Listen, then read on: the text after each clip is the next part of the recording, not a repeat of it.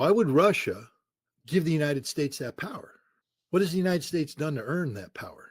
Russia's not going to complicate things. Russia's made it clear what their goals and objectives are. And it's an issue of Ukraine and Russia's relationship with Ukraine, not of the United States suddenly stepping in after. It's just like the arsonist sets the building on fire. And then when the fire department comes, says, I'll tell you how to fight the fire. No, you set it on fire. Get the hell out of the way. The United States set Ukraine on fire. So why do they now get to come to the table and start dictating anything? The United States is in no position to dictate. And I don't think Russia's in the business of listening to America dictate. What Russia would like to do is work through Ukraine to get to the other issues that they should be discussing with the United States. Strategic arms reduction, the resumption of economic benefits, the normalization of diplomatic relations. These are things that should be discussed. But Ukraine, Russia's already made it clear what their Ukrainian position is. And that's what's frustrating to Trump, is that he's confronted now with the reality that Russia is not listening to him. Because he doesn't matter. He's irrelevant, especially when you try, what are Trump's real motivations here? He wants credit for stopping the war. But at the end of the day, even when they execute one properly, as they did with the strategic bombers, it doesn't change anything. Actually, it made matters worse because now it caused the Russians to up the ante on their aerial pressure being placed on Zelensky. It's caused the Russians to maximize production output of their geranium drones and be prepared to launch up to 1,000 drones a day against Ukraine for a sustained period of time. That's what the trick play got you. Now, I'm not worried about the British. I don't think the Russians are worried about the British either. It doesn't mean you ignore them, but it's not game changer. What do the British have to offer besides trick plays? They brought Zelensky in, but Zelensky's run his course.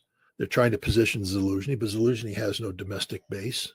And at the end of the day, I understand Zelensky is a very corrupt individual. And if he tries to come back into Ukraine and take over, it's only because he wants to make money. And the other corrupt Ukrainians will tear him down. Zelensky won't survive a democratic process. He can't survive. And the Russians will never put up with a man who poses with Azov veterans while Stepan Bandera is in the background. He is literally the definition of a Nazi. And therefore, he will be denazified. Europe at the end of the Second World War became almost totally subordinated to the United States. The Marshall Plan impacted Europe economically and, by an extension, politically. But Europe never matured as a continent, as a people. They were always under the control of the United States, at least the influence. It's not that the United States was aggressive in its assertion of control, although if you take a look at the 1950s and 60s, the CIA's effort to bring down the Communist Party in Italy and in France, etc. We definitely wanted to shape events so that the governments there would be more readily controlled by the United States. But Europe did this willingly. They allowed themselves to become that 50-year-old kid in the basement of their parents' house. And that's where they are today. They've never matured. They've never grown up. They don't know how to. They don't know what to do without daddy. They don't know how to behave. They can't make their own decisions. Let's look at the European Union itself. Look economically. It's pretty much subordinated to the G7. And the G7 is dominated by the United States. They don't make decisions independent of the G7. The G7 is a control mechanism used by the United States to control Europe and our major Western-oriented Asian powers, Japan and South Korea. And increasingly, it's becoming a nation that, if it's not brought under control by the German people, will be a nation that I've often likened Ukraine to a rabid dog that needs to be shot, taking a cue out of To Kill a Mockingbird in the role play by Atticus Finch, and shooting a rabid dog that was terrorizing the streets of the town. Germany's about to become a rabid dog too. And maybe we need an American Atticus Finch to put the German rabid dog down once and for all, because the third time's a charm. Germany's already done this a couple times. They shouldn't be allowed to do it again. But then there's the question of what comes after that. There may be a period of uncertainty. And the Poles may have an understanding that this could lead to some sort of civil breakdown and maybe civil conflict. And they're asking their citizens to leave. It's laughable to think of the Polish military intervening. Poles acknowledge themselves to run out of ammunition in 14 days. So why would you want to intervene only to run out of ammunition in 14 days? And intervene with what? They don't have an offensively inclined military. They could begin crossing the border into Western Ukraine, but almost immediately they'd be engaged by forces coming out of Belarus, and they wouldn't be able to handle that. The Russians believe in the counterattack. So if Poland begins cross-border operations from Poland into Belarus, that's the end of Warsaw. It will fall. The Polish army can't defend. They can't fight. The Poles know this. The generals know this. They're not going to get involved in a fight. I think Poland is taking a look at the deteriorating situation inside Ukraine and making the decision to get Polish citizens out of harm's way. I'm the guy that can talk to Russia. Russia won't talk to him. Zelensky's history. I don't think Zelensky is going to be the guy, but that's a different issue altogether. But you're talking about these sanctions and the threat of sanctions. This is just Lindsey Graham being Lindsey Graham, the world's dumbest man when it comes to all things Russia. It seems that he and those in the German government who share his philosophies have tied themselves to Ukraine as the locomotive that's going to pull them through the current problems. The Russians have pointed out that when we speak of Germany, we're speaking of a nation that is deindustrializing as we speak. Their economy is collapsing. They have an energy crisis, and they're politically divided. They're about ready to step into literal dictatorship of the second largest party in Germany. Alternative for Deutschland could very well become illegal, outlawed. Is this really what a democracy does? Merz, when he speaks, you have to keep in mind that he is not the strongest chancellor Germany's ever had, and his government is a fragile government that could very well collapse if its policies are challenged effectively. So I think chaos is what we're going to see out of the Trump administration. First of all, to avoid chaos, you have to have systems in place for policy coordination. That's normally the way things have operated the last couple of decades. A strong national security advisor at the head of a strong national security council. If you've seen over the course of years the growth of the National Security Council, you start with Kissinger, a very small group, and you go up, and each presidency seems to expand the size of the National Security Council.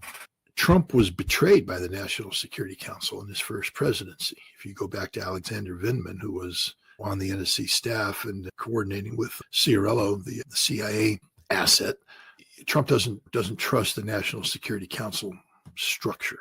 He feels that he was betrayed by it. So this time around, Trump also early on, he had to fire, I think it was Michael Waltz, the National Security Advisor, because Waltz was doing his own thing, which is something Trump always fears out of the National Security Council.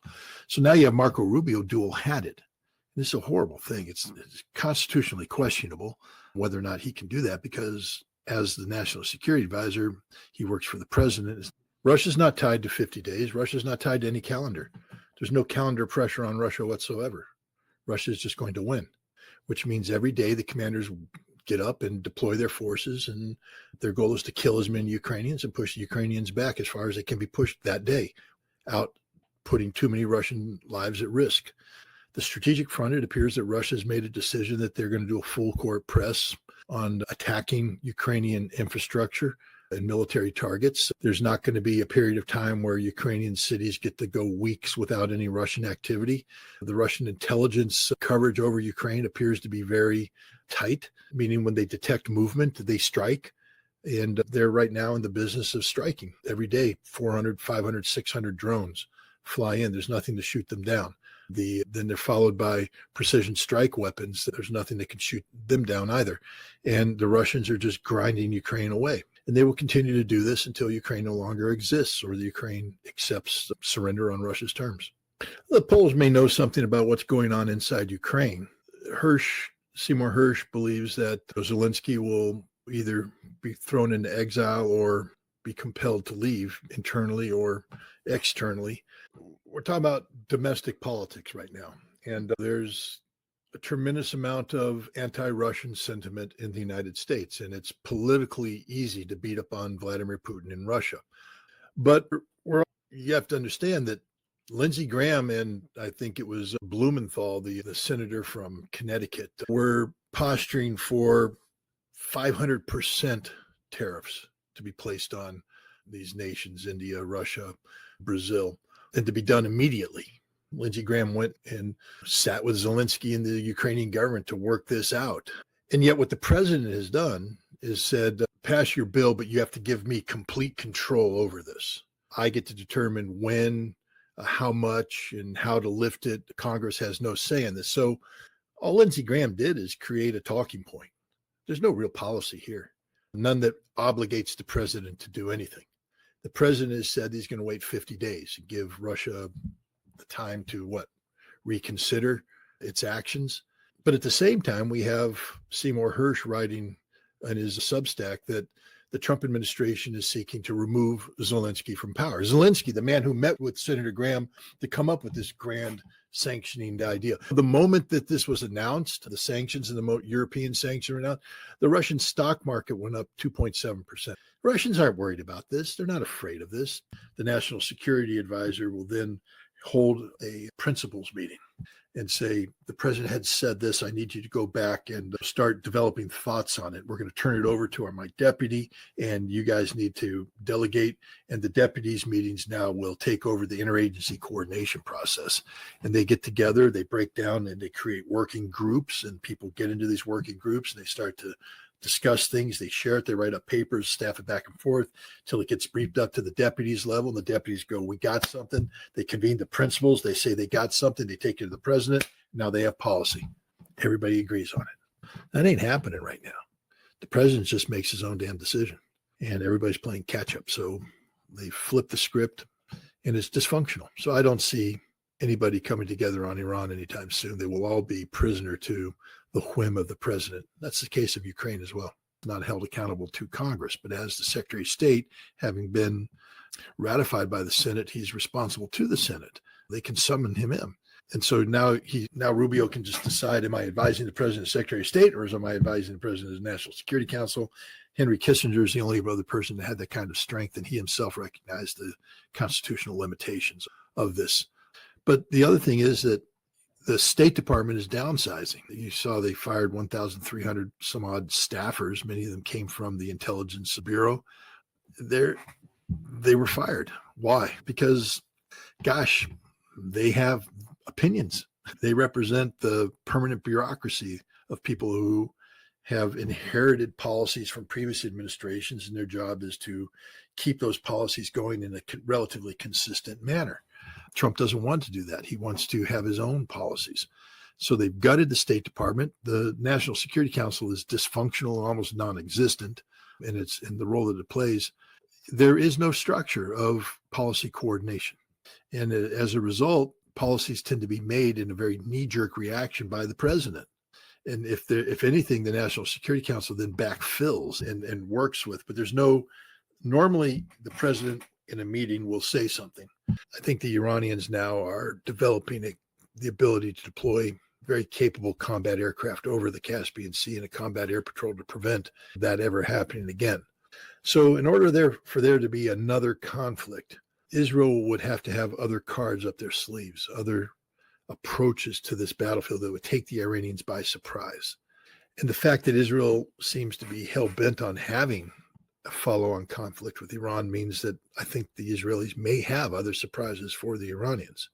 The unprecedented penetration of the Iranian intelligence services by the Israelis is something that should scare out of the Iranian leadership. The assassination attempt that took place against Pezeshkian on June 15th means that they had knowledge that the Supreme National Security Council meeting had been scheduled for a specific time and the specific location. And then they also had knowledge of the technical aspects, the design aspects of the building, because they attempted what they called the Nasrallah solution, which was to blow up all the exits and have the people die of. Nasrallah wasn't blown up. He died of asphyxiation because all of the exits where the bunker he was in were sealed off and he couldn't breathe. That's what they tried to do to Pezeshkian and the others. The amount of intelligence involved in that is unreal. So what do you see? You see the resurgence. You're seeing the resurgence of ISIS again, because they thrive off of this lack of central authority. The Bedouin tribes of Syria is the basic recruiting ground of ISIS. And you're going to see a resurrection of this. They may call it something different, but it's going to be reborn. And that's just going to lead to more death and destruction, because ISIS can't exist with anything other than pure Wahhabist Sunni fundamentalism. So they'll kill the Druze, they'll kill the Shia, they'll kill the Alawites, they'll kill the Christians. That's Syria right now. It's the killing fields, literally the killing fields. It's not good for Israel. It's not good for anybody. It's a tragedy. Yeah. But it's entertaining as hell. Come on, we get to watch different kinds of ways of people dying. All the sickos out there that you'll wake up every morning, look at these videos and all this stuff. I scroll through them, but I stopped watching. I'm just tired of watching people die because it's meaningless. It'd be one thing if you watch death and you say, okay, rally around, let's go in, let's take care. That's what America should be doing. You remember when Donald Trump fired the cruise missiles into Syria in 2018 because the white helmets exploited falsified videotapes of people, of children being decontaminated who weren't really, we care. So at the end of the day, I think the best thing for Europe is, first of all, to seek normalized relations with Russia and understand that rather than a traditional military alliance, what they should have is a military committee that just seeks to resolve issues in a non-military manner. Europe needs to demilitarize. There's no reason to have large standing ground armies in Europe nowadays. What's the purpose? Are they going to invade Africa? Are they going to invade the Middle East? Do they really want to go to war against Russia? What's the purpose of a large ground army? What will happen if Europe has large ground armies? That Europe will go to war against Europe. You'll get these smaller organizations, and you already see it happening right now, where Croatia, Albania, and Kosovo are coming together with a military alliance, and they're being countered by Serbia, Hungary, and Slovakia. These are mini NATO alliances within the NATO alliance, each of which incorporate non-NATO membership. And they're doing this because they fear one another and the potential of war. So this is the future of NATO. NATO will break up into different blocks, and then they'll go to war against each other. Europe's best bet is to start taking the military out of European consider. You don't need to have a large defense industry. So what he's done with Ukraine is buy into a policy that allows him to wrap himself in the European Union flag, and he's trying to wrap himself in the American flag as well, to say that this is a common cause, a united cause, a just cause around which we must rally and make sacrifices, and then use the concept of sacrifices as the excuse for failed policy. But I don't think Merz is going to survive much longer. I think the German economy is checking out as we speak, and at some point in time, one can only hope that rational thinking takes hold in Germany and they evict these people like Merz and others who are willing to sacrifice the German nation for a Eurocentric cause that is not viable, not linked to reality.